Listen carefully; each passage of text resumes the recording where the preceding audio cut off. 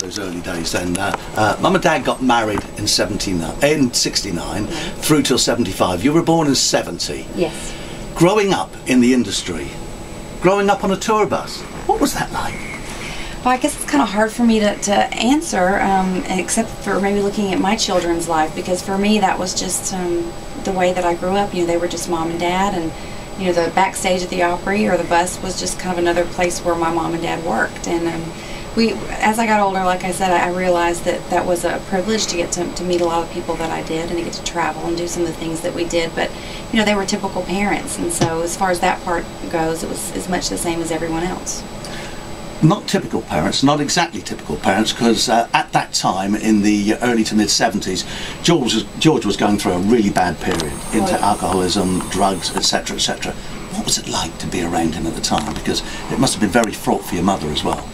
Well, it was, but you know, for me, my dad and my mom both actually sheltered me from that a lot. My dad wouldn't come around if he was not in a good state, and you know, he and my mom had an agreement that, you know, they would keep me away from a lot of the news and things like that. And if I did happen to see something or a friend mentioned it at school, you know, my mom was always very good about telling me, honey, don't believe everything you hear and see, and just remember that your dad loves you. You know, and even if he does have, you know, some problems, everyone has problems, but the most important thing to know is your dad loves you. So that was very important to me, especially as I got older and realized, having my own children, you know, so many people can say things and make you feel bad, and I didn't need that as a child. So I'm really happy to say that, you know, my parents protected me from most of that. Yeah, kids can be really horrible, can't they? Especially when you're at school, can't they just? Yeah. But there were good times, weren't there? There were the times when you got up on stage and sang with Mum and Dad.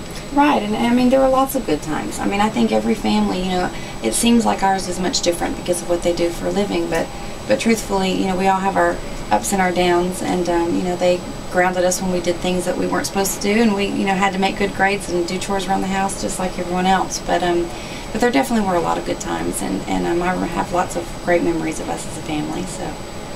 And then when you got into your teens, weren't you a backing singer for Tammy? I did. I worked for my mom as a backup singer for a summer, really, right before I started college, because one of her backup singers had to have emergency surgery, and so it wasn't expected, and so I was happy to step in. It was an awful lot of fun. Like I said, I love singing, and to be able to travel with Mom and do that at the same time was really nice. You touched on your teenage years then.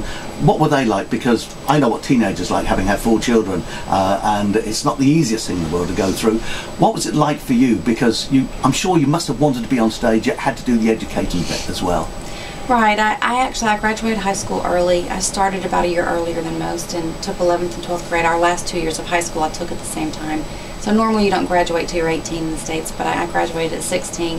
Then I went right away to work for my mom and then started college. So I kind of grew up a little bit faster than what I really probably should have. Looking back on it, I should have stayed at home and relaxed a little bit more and been a teenager for a couple more years. But still, all in all, it worked out well.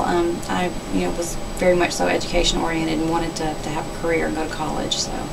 Over here in the UK, you know you as a country music singing star, but in the States, you're an on-screen star as well. Tell us about that. You do a soap, don't you? What we call a soap, where you're on every week. Tell us about that. Well, I was part of a TV series there called Sordid Lives, written by Del Shores, and it's really a fun, quirky comedy slash drama. It's a little bit of everything, but if you're familiar at all with Leslie Jordan from Will and Grace, or Bonnie Bedelia from Die Hard, Olivia Newton-John. There's so many great actors and actresses in the series that I was really honored to get asked to do it. So one of the most fun things I've ever done as well, because I've never done acting before that.